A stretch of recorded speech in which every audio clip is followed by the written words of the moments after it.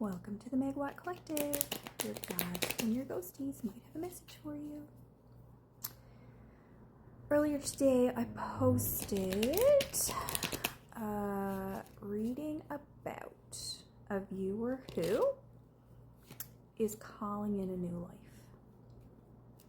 As I went through that reading, it seemed like there were a masculine and a feminine side. Or actually, I'm just rethinking that. I don't know if that was apparent in that reading, but what I feel like now is reading a masculine and a feminine. So I think in general in my collective there is, well, there's always a lot of major shifts happening for people, but I feel like there's a pivot happening for a lot of people in my collective.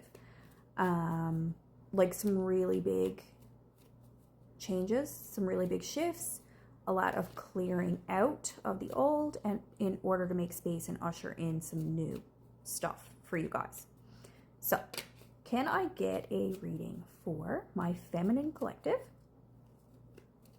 regarding this calling in a new life energy? This is about purpose. Specifically for the feminine collective, it's about purpose. My feminine collective, the queens, are calling in a purpose. It's like as they answer the call, I have 3333 on my clock. So you guys can Google that. There's different meanings to different angel numbers, but often that means change, growth, expansion. So yeah, very fitting for the queens right now. What I was going to say, as you are answering the call of God to pursue your purpose, you are in turn calling in your new life. Okay? If that's not where you are in your life, then it's just not the reading for you. Here is my queen. Why are there two kings in her cards? I don't know. Let's find out. We have a king who is masking at home. And we have a soulmate. Is this one king or two? Is this one king or two, please? What is this referring to? One king or two? What is this referring to?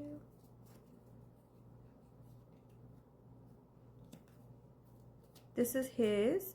She has this king in her energy. She has a king in her cards. 305, 32, 319. I don't know. There's a lot about threes here. She has a king in her cards who is multifaceted, and what she needs to know about this king, I guess you would know who it is that he's equal measures of all his personalities. Like, he's multifaceted, but he's equal measures of all. So it's like not one element of his personality outshines the other or something like that. I'm getting feminist. She would need to know that because she needs to know that he's a feminist.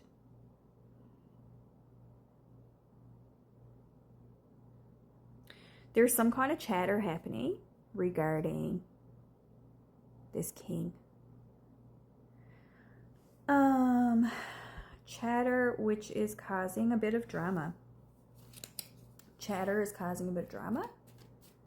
Chatter is causing a bit of drama. So the cards, for the queen, the cards are defending his reputation to her. So like, as you, the viewer, you need to know that his reputation is good because there's some kind of dramatic chatter happening around him. So you need to know that the chatter is just silliness. And he stands on truth. He speaks the truth well. He's very articulate and it's like he will offer you the truth. So if you ever hear these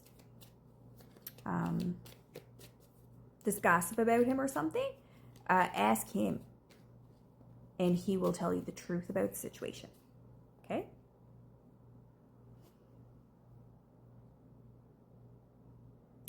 And it says there's something about you being the key to his balance. Like he needs you.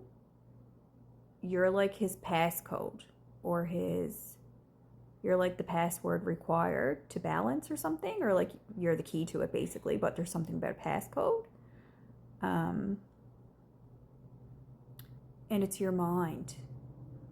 He needs your intelligence because you have the passcode to achieve his balance.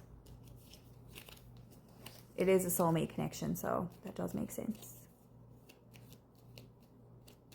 What else does she need to know?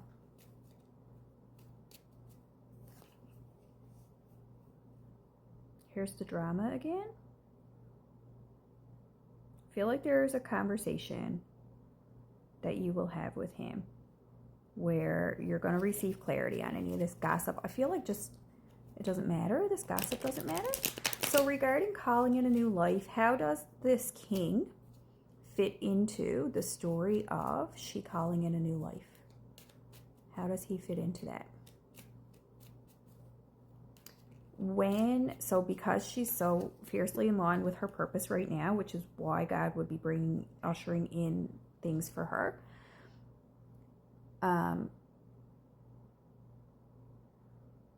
she doesn't want to accept anything into her life that knocks her off kilter.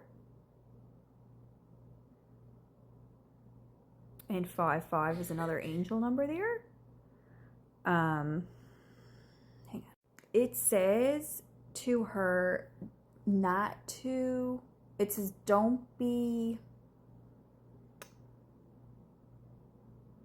it wants her to understand that her path is inevitable, and it's like there's no stopping. There's nothing that can throw you off course. There's nothing that can throw you off course, it says. Whatever about this guy, what is it about him? Like,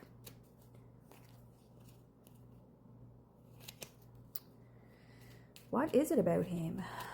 He's going through some things. He's getting out of some things. He's doing some purging, walking away from things, making some choices. Actually, he's getting single. Very literally, he's getting single. And, you know, you're going to feel a little bit, he's going to have a period of recovery after that, or like, it's gotten his self-worth down. It's interfering with his self-worth. And he feels a bit low. He just feels low.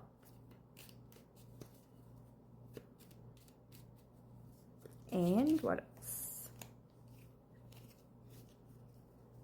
But he's rising above very easily. It's like he will easily overcome this. I think it's only going to be like a day. It's only going to take him a day to get over it. That's what the cards are saying. I'm going to pause and ask for like just advice or guidance or whatever for her, so that he doesn't take over her reading, because I'm going to do his reading next. So let me pause and ask for guidance for the Queen. To the Queen, the guidance says, keep going toward what your heart wants, the desire of your heart. And I'm getting publicly, like, don't shy away. Don't shy away from the desires of your heart. Make your desires known. Don't be ashamed of the desires of your heart, whatever. You have no wrong here in this situation. Whatever things are happening publicly, you're good. Basically, you're good. It says keep going toward the desires of your heart. And like kind of brush off anybody who wants to say anything different about you. Brush it off. Shine bright out there.